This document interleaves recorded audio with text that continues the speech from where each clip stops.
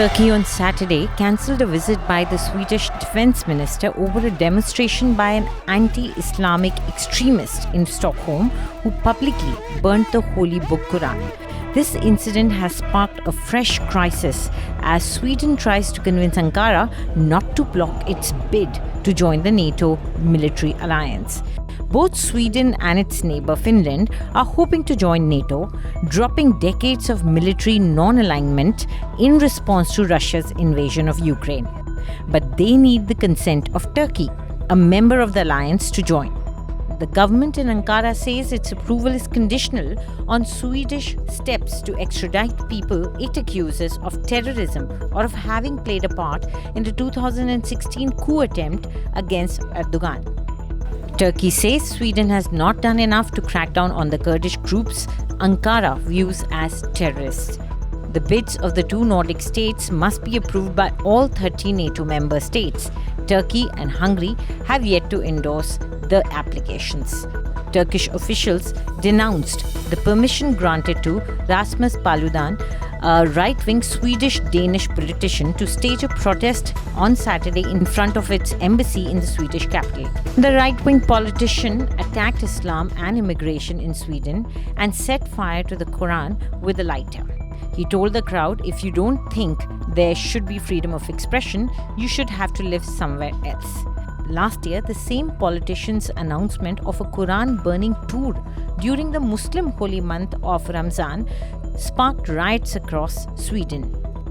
A day after summoning the Swedish ambassador over Paludan's antics, Ankara said it had called off Defense Minister Paul Johnson's visit, scheduled for January 27th, and aimed at overcoming Turkey's objections to Sweden's NATO bid.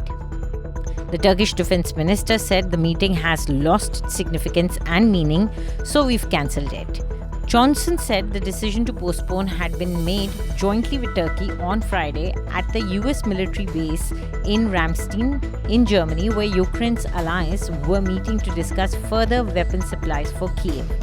Condemnation of the burning of the holy book poured in from the Muslim world. The Organization of the Islamic Cooperation Bloc said that the provocative action targets Muslims, insults their sacred values, and serves as further example of the alarming level reached by Islamophobia. They asked Sweden to punish those behind the hate crime. Saudi Arabia underscored the importance of spreading the values of dialogue, tolerance, and coexistence and rejecting hatred and extremism. The UAE said it was against all practices aimed at destabilizing security and stability in contravention to human and moral values and principles.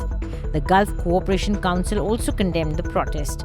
Swedish Foreign Minister Tobias Billström said Paludan's protest was under heavy police protection with around 100 people, including a large number of reporters who gathered near the Turkish embassy in Stockholm.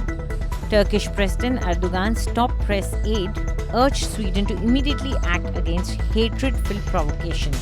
Turkey said that the Swedish authorities must wake up to the reality of terror groups intent on preventing Sweden's NATO membership by poisoning their relationship with Turkey. A small pro-Turkey demonstration also took place on the other side of the embassy, where a pro-Kurdish rally took place in Stockholm, drawing several hundred people.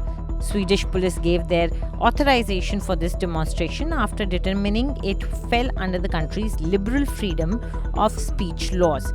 But the Turkish presidential spokesman Ibrahim Kalin said allowing the protest was encouraging hate crimes and Islamophobia. He said that the attack on sacred values is not freedom but modern barbarism. A group of Turkish protesters set fire to a Swedish flag at a rally outside its consulate in Istanbul and called on Turkey to cut diplomatic ties with Stockholm. Another group protested near the Swedish embassy in Ankara. Turkey also summoned Sweden's ambassador to condemn this provocative action, which they said is clearly a hate crime. Do tell us what you think about this video in the comment section, and for more news updates, subscribe to India Today.